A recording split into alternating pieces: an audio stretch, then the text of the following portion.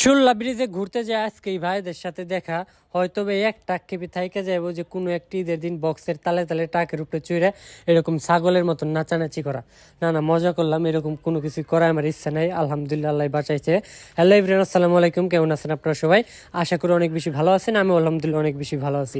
তো যারা শুল্লা ব্রিজ চিনেন না তাদের উদ্দেশ্যে বলতেছি, শুল্লা ব্রিজটা হলো ঢাকা মানিকগঞ্জ আর ঢাকার নবাবগঞ্জের সবচেয়ে ফেমাস সংযোগ সড়ক স্থল। এই ব্রিজটার ওই পার হচ্ছে শুল্লা নবাবগঞ্জ আর ব্রিজটা এই পার হচ্ছে মানিকগঞ্জ সিঙ্গার। এই ব্রিজটা হচ্ছে সবচেয়ে বিখ্যাত মানিকগঞ্জ থেকে নবাবগঞ্জ যাওয়ার জন্য, সিঙ্গার থেকে শুল্লা নবাবগঞ্জ যাওয়ার জন্য, দোহার নবাবগঞ্জ যাওয়ার জন্য। তো চলে গেছিলাম এই জায়গায়। প্রত্যেক ঈদে হোক বা প্রত্যেক শুক্রবারে হোক ছোটোখাটো মেলার মতন বসে। আর এই ঈদে তো আলহামদুলিল্লাহ পুরো মেলাই বসে গেছে। এই পাশে দোকান, ও পাশে দোকান, এমনি তো দোকান থাকে এই ব্রিজের উপরে, ব্রিজের নিচেও দেখি দোকান। তো ঈদের দিনকে তো কোথাও ঘোরাঘুরি করিনি, তো ভাবলাম না যাওয়া যাক, একটু ঘোরাঘুরি না করলে বাজার কেমন দেখা যায়, ভালো লাগতেছিল না।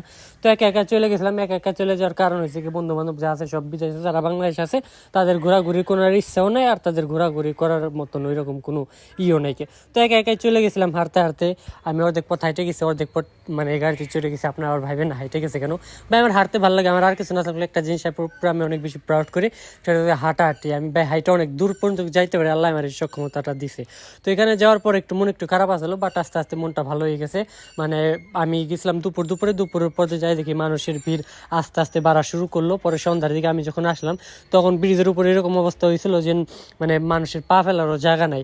তো আমি আগে যাই ঘুরে ফিরে দেখে আসছি, মনটা একটু ভালো হয়ে গেছে। তো আমি ব্রিজের উপরে ঘোরাঘুরি করার পরে একটার পর একটা গাড়ি আসতেছিলই, আর এরকম ছাগলের মতন ট্রাকের উপরে বক্স নিয়ে মানুষ নাচানাচি করতেছিলই।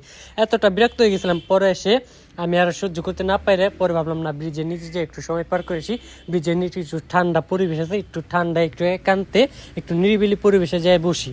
তো এখানে পাশেই সিঁড়ি ছিল। আপনারা হয়তো বা অনেকেই শুল্লা নবাবগঞ্জ বা মানিকগঞ্জ সিঙ্গারের হয়ে আপনারা হয়তো বা অনেকেই এই জায়গায় আসছেন, অনেকেই ঘোরাঘুরি করছেন এই জায়গায়। কারণ প্রত্যেক শুক্রবার হোক আর দুইটাই দিত এই জায়গায় মেলার মতন বসেই। আর এই নিচে একটা মাঠ আছে যেখানে কি ফুটবল খেলা, ক্রিকেট খেলা মেলা হয়। তো এটার পাশে যে নিচে ব্রিজের এই জায়গায় অনেক সুন্দর সুন্দর বসার জায়গা আছে। এখানে বসে আপনারা চাইলে গল্প করতে পারেন, করতে পারেন। আমি আগে যাই দেখাইতেছি। তো ওইটাই হলো ভিডিও। যে ভিডিওটা ভালো লাগে অবশ্যই একটা লাইক, একটা কমেন্ট করেন।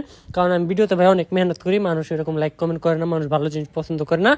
তার জন্য আমার ভিডিও করার মোটিভেশন অনেক বেশি কমে গেছে। মানুষ আজকাল ভিডিও করে অনেক বেশি ফেমাস হয়ে যায়, বাট আমি এত চেষ্টা করতেছি, বাট আমি ফেমাস হইতেই পারছি না। আর ফেমাস হওয়াটা মেন লক্ষ্য না হইলে বাদও ভাই লাইক কমেন্ট ভিউ না হইলে বাদে ভাই ভিডিও করতে ভালো লাগে না। তবে এখানে ব্রিজের নিচে এসে একটু সময় কাটাইতেছিলাম।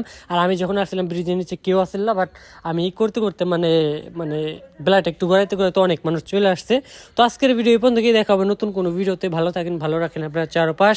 একটা লাইক, একটা কমেন্ট করেন, আমার পাশে থাকেন, একটু সাপোর্ট করেন। সবাইকে অনেক অনেক ধন্যবাদ। আল্লাহ হাফেজ।